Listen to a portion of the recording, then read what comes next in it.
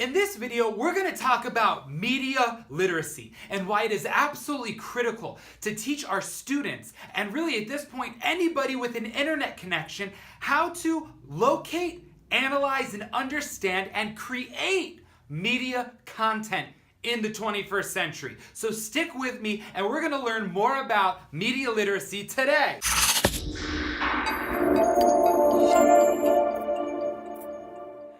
Hey everybody, this is Michael Cohen, the Tech Rabbi, and welcome to the Educated by Design vlog, episode number.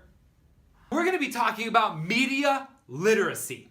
And the reason why this conversation is so timely and so important is that today, anybody with an internet connection and a social media account is being bombarded with massive amounts of information. We're at the point right now where social media companies are testifying before Congress around this conversation of fake news, false information, and propaganda, and foreign government intervention in elections. This is huge. Yes, students must learn how to read. They must learn their math, their history, their science, their world languages, and media literacy. This isn't some little sprinkle extra elective activity in which, it'll be so nice if we could also teach students how to do this. This skill is critical for every single person today. And today I'm going to talk about a couple of reasons why, and I'm going to share with you some amazing educators that are seriously involved in trying to promote media literacy for students, and once again, anyone who's watching this. One of the things that I love about this vlog is that while it is very focused on education, on teachers empowering students, this information is timely and relative to anybody who's interested in learning. And that is really important when we talk about the way in which we're engaging our students today. Is this real world applicable? Can an entrepreneur, someone in businesses, marketing, sales, someone who's a lawyer by profession, can they watch this and say, wow, I learned something today. I'm more informed. I developed a new skill. I have a new resource in which I can better understand the role of design, technology, collaboration in my life. So for starters, I wanted to share out an organization and two people that are definitely leading the way and even paving the way in some cases when we are talking about media literacy and education. But I said time and time again that this is so relative and timely for anyone interested in understanding the value of that research, finding, analyzing, and creating media content. So the first is Common Sense Media. They have an education department dedicated to parents and students and teachers promoting media literacy and digital citizenship. The reason why I love them is because they are a massive database of really great content that is easily searchable so that you can find, learn, and figure out what kind of value you're looking to pull out in the space of media literacy. Two awesome educators.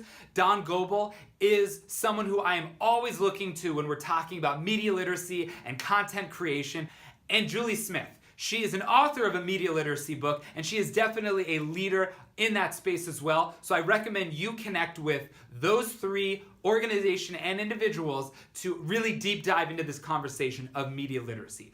So I wanted to share a little bit about the inspiration behind why I decided today to dedicate this episode to media literacy. So I was looking on Twitter and I saw a tweet from Recode that had this really cool looking picture of a famous actor, and it has a sign that is targeting young voters, those 18-year-olds, 19-year-olds, 20-year-olds, through this, maybe some 35-year-olds, telling them that because they're so busy and they might not have time to vote, that they should go to the social media platforms that they use and use a hashtag to vote, and their vote will count. Teaching students to take a look at a piece of media, a piece of information, consume it, and then figure out now what's the next step. How do I leverage my ability to search and research and find and verify if this is accurate? Am I reaching out to a trusted person in real life, on social media? Am I reaching out to some websites that I know have been verified by either their mainstream legitimacy or because a teacher, professor, or family member shared with me that these websites usually contain journalism that has a certain level of factual integrity to it. However it is, it has to start with that research piece, right? How about Googling voting by hashtag, right? Like that should be the initial trigger. I can vote by hashtag? That's so interesting. I should Google that and find out more information about that. I remember one time trying to figure out a problem with some tech stuff at a certain location, and I fix it by Googling and finding a YouTube video and fixing it right away. I don't sit and try to experiment and figure out and search and this and that. I just said, Google, YouTube, video, done. And someone saw me and they were a little bit caught off guard because they said to me, I really thought like you knew everything about tech. And I said, no, but I know how to Google. I know how to YouTube search, and I know how to find information. I know keywords, I know nomenclature, I know the phrases that I need to use to find the information that I need. That is step one to media literacy. You just have to be thinking. You have to put on your thinking hat and you have to say to yourself, let me check this out. Let me Google this. Let me search on a trusted website something that is going to allow me to verify that this information is in fact true. Step number 2, okay, the analysis piece, right? So it's one thing to be able to quickly research, figure things out, but then there's the analysis piece, right? Is this biased information? Is this information targeting me? Is this information using some sort of behind the scenes angle to promote the information that it is trying to promote? And I think that's really important for students to make their own informed decisions about the things that they experience online.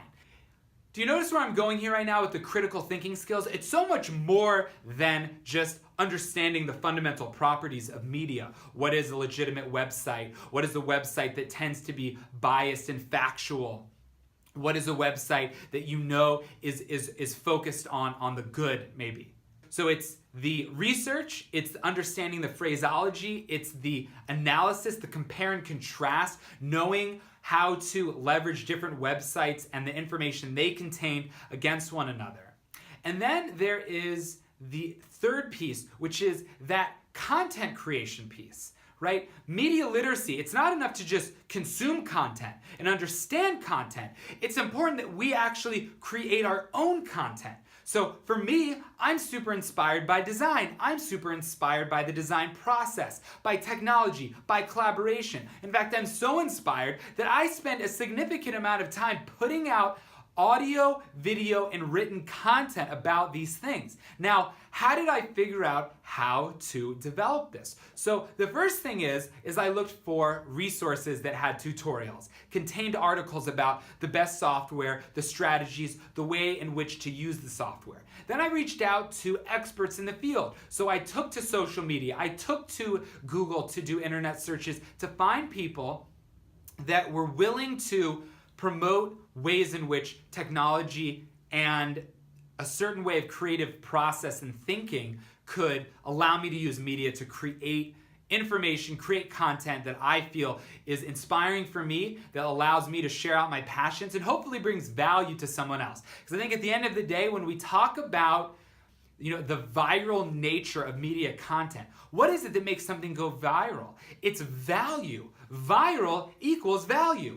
So you find people, and today on social media, it's pretty amazing that today, social media is the white and yellow pages of the 21st century. You can connect with just about any person, and if you are persistent enough, you are going to be able to get that person to engage with you, share insights, share resources, and really just share a direction and give you feedback to be able to succeed in creating media content to promote your ideas and your vision. I was just talking to a group today about the value in media and content creation. And the truth is, people are still really cynical about this, and I'm not really sure at what point that shift, that disruption will occur, where people will correlate the K-12 educational process with a $2.2 trillion media industry, that maybe somehow we need to merge the two.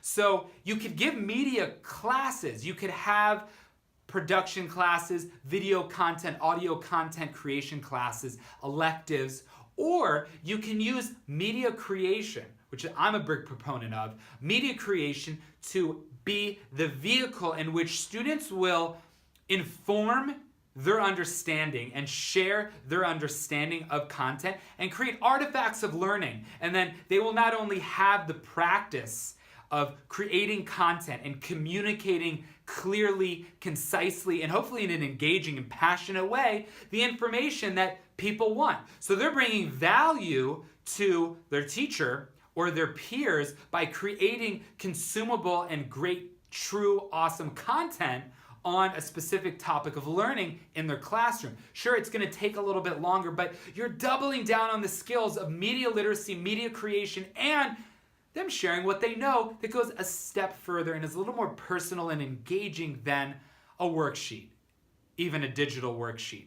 So once again, thank you for watching this. Please like this video, please share it out. Let me know what you think in the comments. Subscribe to this video, and let's continue the conversation of how we can use a deliberate design process using technology, collaboration, and media content to just create absolutely awesome experience for us and those around us. Thanks for watching.